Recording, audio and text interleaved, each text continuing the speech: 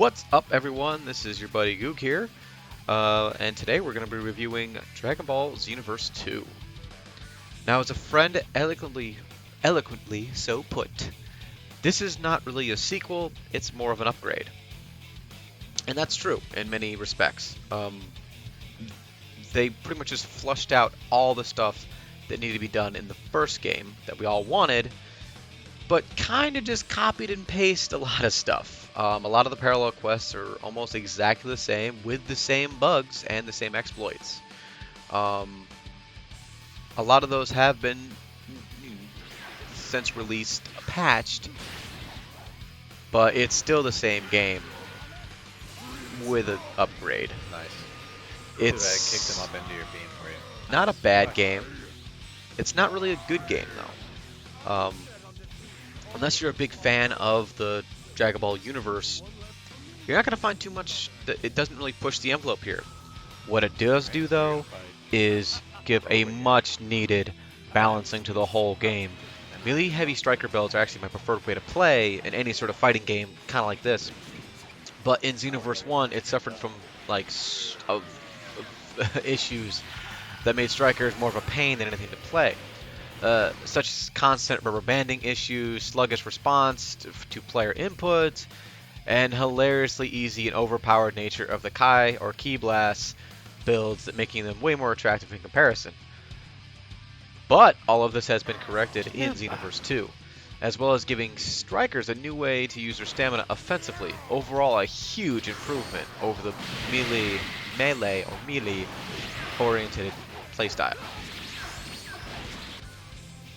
Xenoverse 2 also revamps the trainer system and completely removes that stupid RNG spawning of the first game, allowing you to learn skills from everyone at any time, which is perfectly great. And not just your personal trainer either. You can also just go over and go, hey, I want you to be my trainer for a little bit, but I don't want to lose the master over here. I just want to learn a little bit from over here, which I think is a great idea. They do give you a decent amount of experience as well. But also, speaking of experience, there are many ways to get it now. Oh, jeez, that's such a great reason to play this game, too.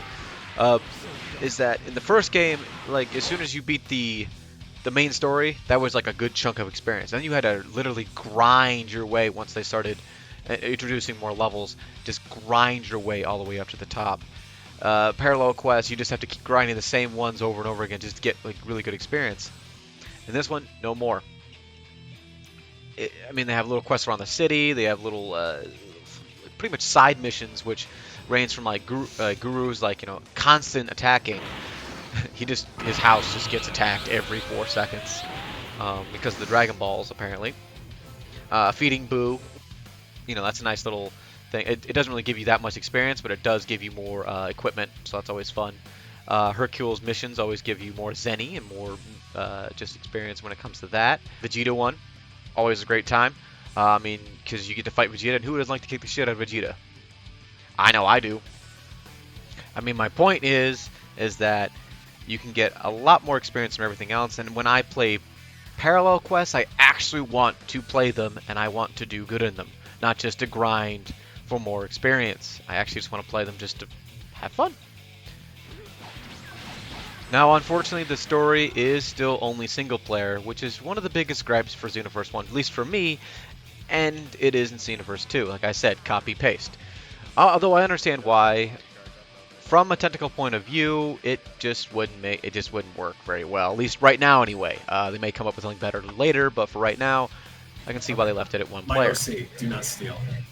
Here's some of the problems that I found in Xenoverse 2 that are still present in Xenoverse 1 and 2.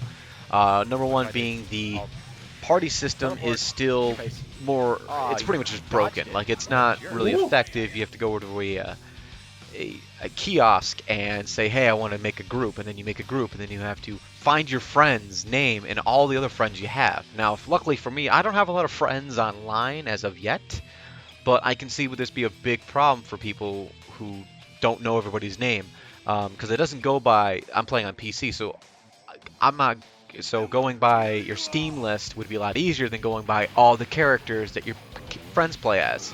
Because some of them have very similar names, some have multiple characters, some of them are playing all this, It's just a very clumsy and clunky way to get through everything. And plus, it just doesn't work. It a lot of the time what happens is that when I'm in a party, either they'll get disconnected because you leave the match too early, like as in you backed out before everybody, but you're still supposed to be in the party. But just because you left the room doesn't mean that he left the party. It just means he left the room. I did that once, and I was like, I have to wait for the host to leave first before I leave, and then we're still in a party. It seems very, very, very, very, very clunky for that. Anyway, now on to single player, the story mode.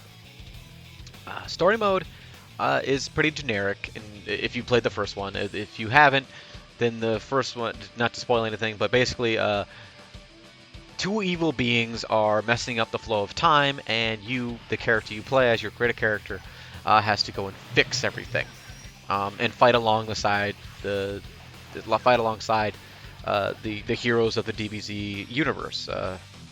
And you fight in all the major battles like you did in the first one. If you played the first one, if you didn't, then that's what you do. You make a difference in history. Essentially, you correct the course of time itself, which is a great understanding. It's just, again, it's the same story as the first one, except it flushed out a little bit more. It kind of felt like now that I played this game, it felt like that first game was legit, like, the short story, and now they made this the actual novel. Again, it's not a bad premise. For the third one, I really want them to do something way different, which I know they have to. If not, then no one's going to buy their game.